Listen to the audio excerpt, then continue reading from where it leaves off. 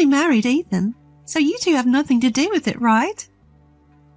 Emily, my son's fiancée, said with a smile, looking at Mike and me. You two are strangers to me, so I won't be living with you or taking care of you. I was shocked by her blunt words. As she spoke, Emily's parents stood by, nodding as if to agree completely. Emily is our precious daughter, and we've raised her with care. We can't allow her to take care of someone else's family, Emily's mother said in a sharp-tongued tone. Though I was taken aback, I answered politely, I understand. Mike and I hadn't thought for a second that we need Emily to take care of us. Yet I thought there was no need for her to say it that way.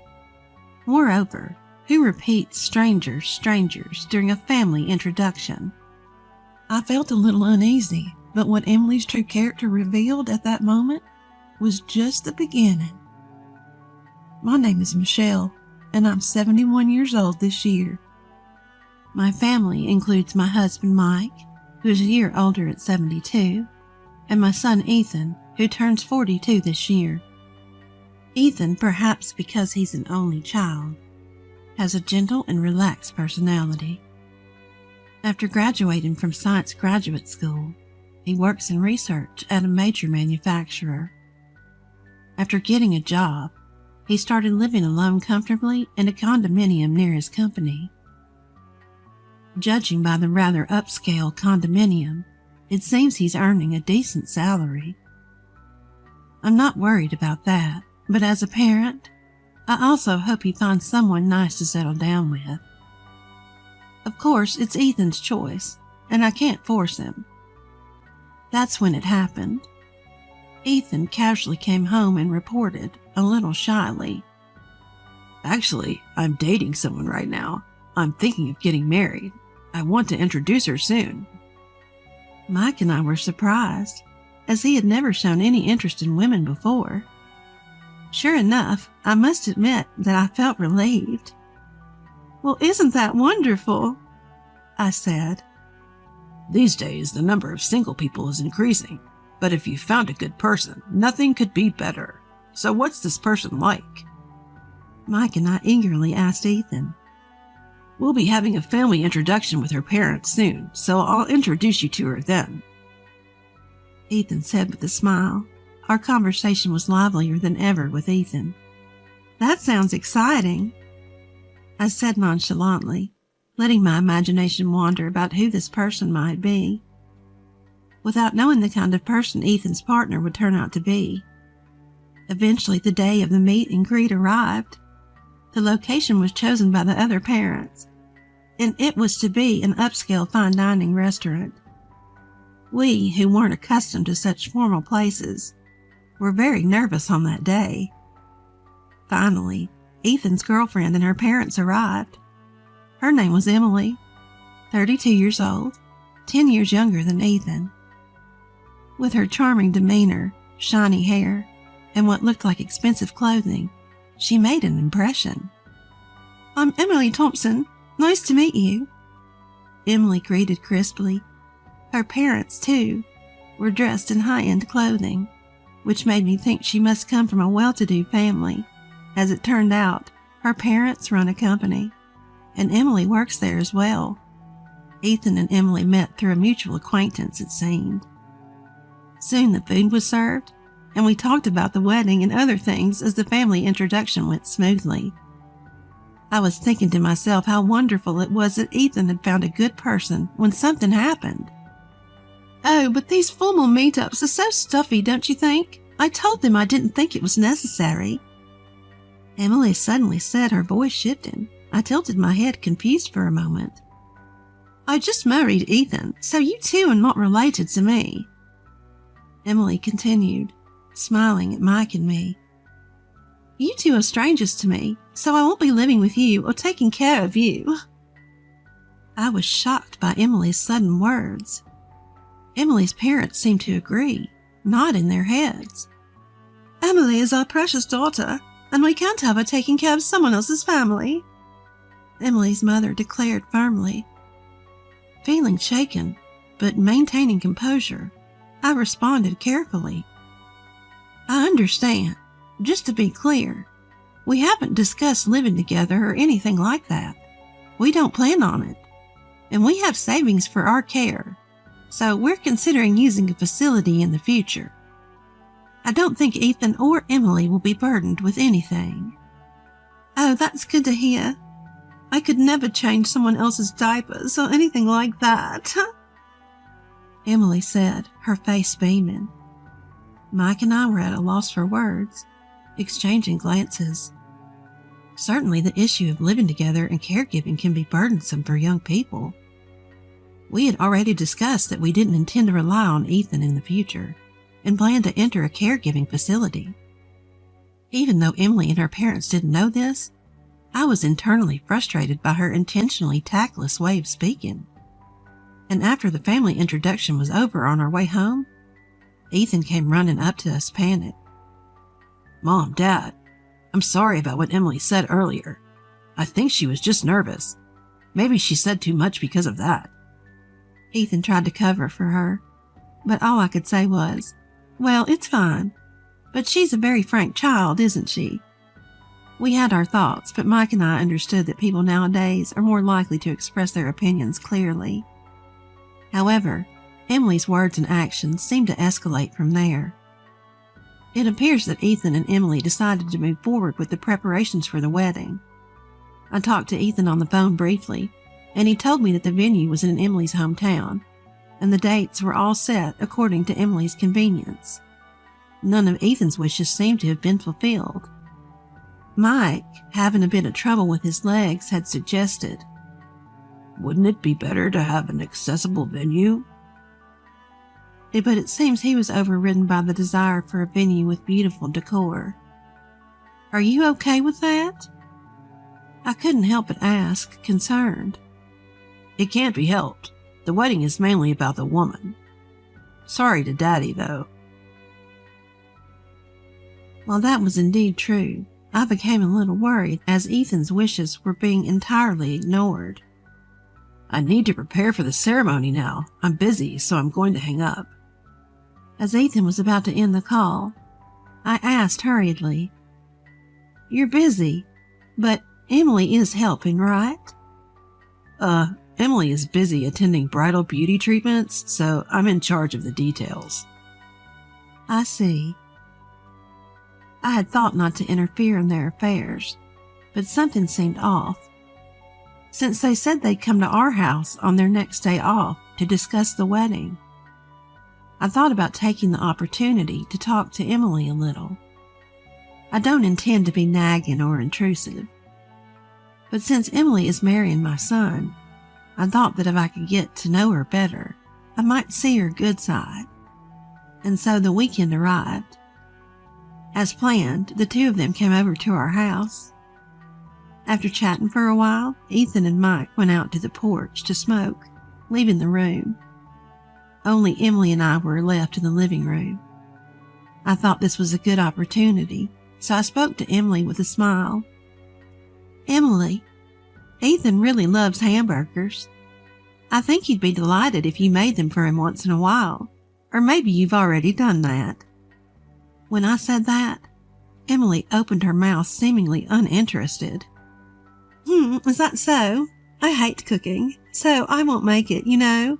It's messy, and my parents told me I don't have to do such a thing. I prefer to eat at nice restaurants, and I don't like hamburgers, so I'd rather have pasta every day. I was stunned by her response for a moment. What was this woman talking about? Well, Emily, you're working too, so cooking every day must be hard, so it's good to eat out once in a while. I finally managed to say that, but Emily continued. That's what I'm saying. I'm not going to cook at all. I don't want to do anything so bothersome. Haha. And don't worry. I plan to hire a housekeeper for all the other chores. I mean, I'm going to quit my job once we're married. What? I was starting to lose comprehension. I felt a headache coming on. If you're quitting your job and not doing household chores, how will you pay that housekeeper? Emily said smugly. Of course, Ethan will be paying for that. Haha. I'll be busy hanging out with the friends. But taking piano lessons is part of my hobbies. I don't have time for work or housework. That's why Ethan needs to earn more. To be honest, his salary is a little less than I thought. I feel like he's not trying hard enough. I want to tell him to work harder. I was at a loss for words and looked down silent. As I was doing so, Ethan and Mike returned, and the conversation was interrupted. After seeing Ethan and Emily off at the front door, I stood there filled with frustration and confusion. I knew Emily was an honest person, but would she really say all that? Or was Emily just using Ethan?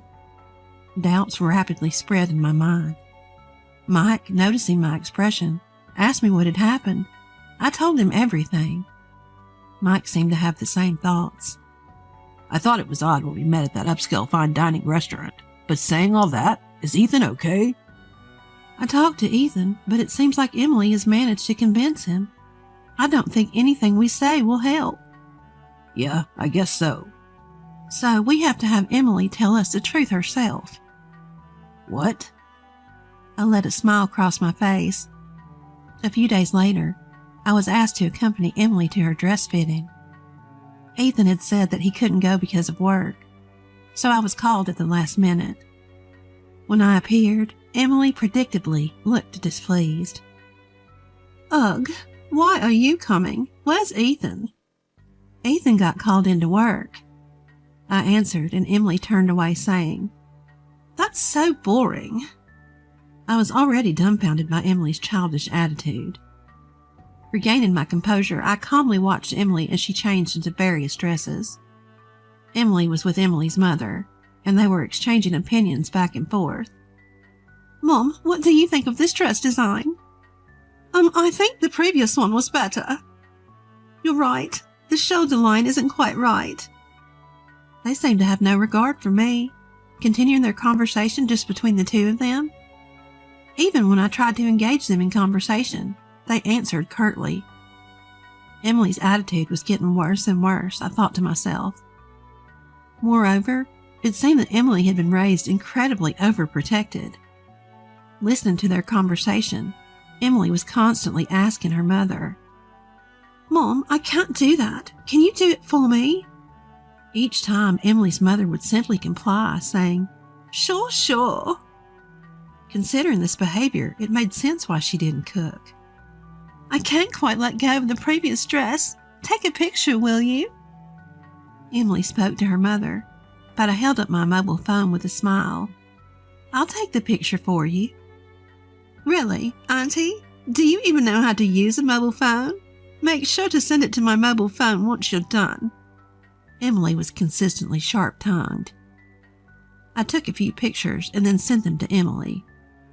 At that moment, a staff member in charge of the dresses approached me, so I set my mobile phone on the table.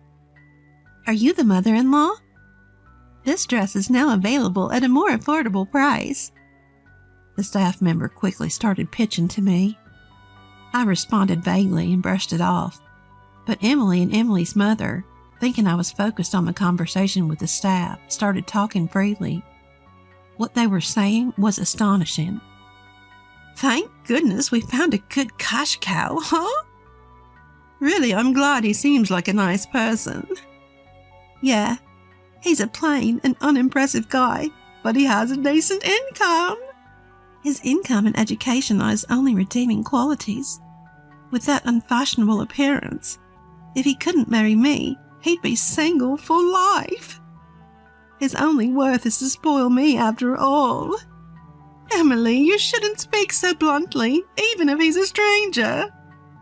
I say it because he is a stranger. That old lady was showing off too, saying she doesn't need care because she has money. She must be hoarding quite a bit. Anyway, whether there's money or not, I would never do something like caregiving. Changing a stranger's diapers? Absolutely impossible.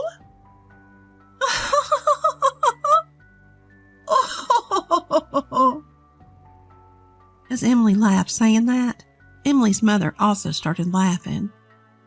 Being spoken about so openly, I felt more astonished than angry. Emily indeed showed her terrible true nature. I ended the conversation with the staff and turned back to Emily and her mother. I have plans for today, so I'll be heading home. Is that so? Thanks anyway. Emily responded indifferently, not even looking at me. Leaving the chattering duo behind, I walked out of the dress shop. If they consider me a stranger, I won't hold back either. My plan was already in motion. That night, Ethan and I were visiting Emily's house. It was my first time at Emily's house, and I was surprised. I had heard that Emily's house was a fairly large single-family home, and indeed it was spacious, but it was completely neglected. Weeds were going wild, and the window glass was cracked. What's going on, Ethan? You said you wanted to see me all of a sudden. Emily, coming out of the house, answered nonchalantly. I need to talk to you. Ethan spoke quietly.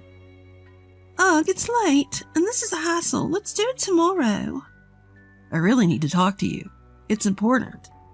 Ethan, who's usually gentle, was persistent and spoke in a strong tone this time. Were you after my money? What? What are you talking about? Suddenly? There's no way that's true. What's happened, Ethan?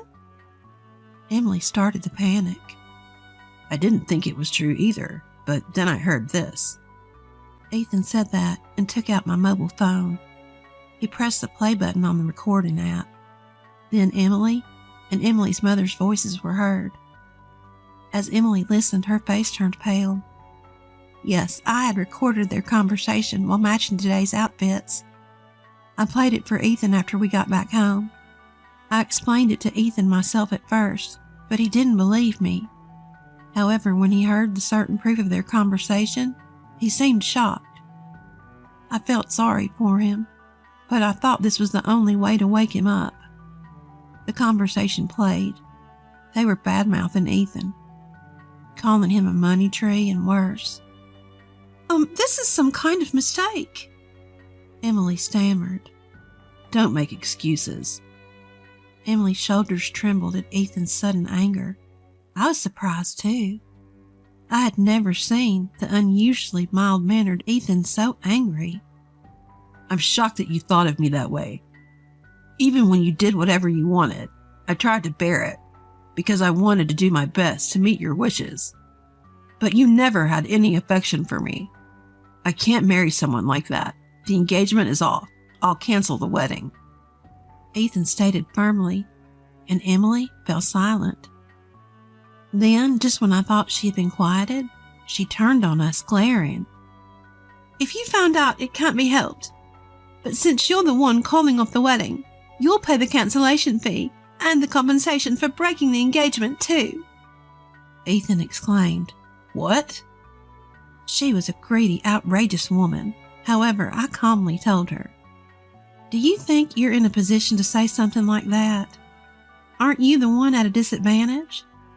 I challenged, holding my mobile phone up to Emily.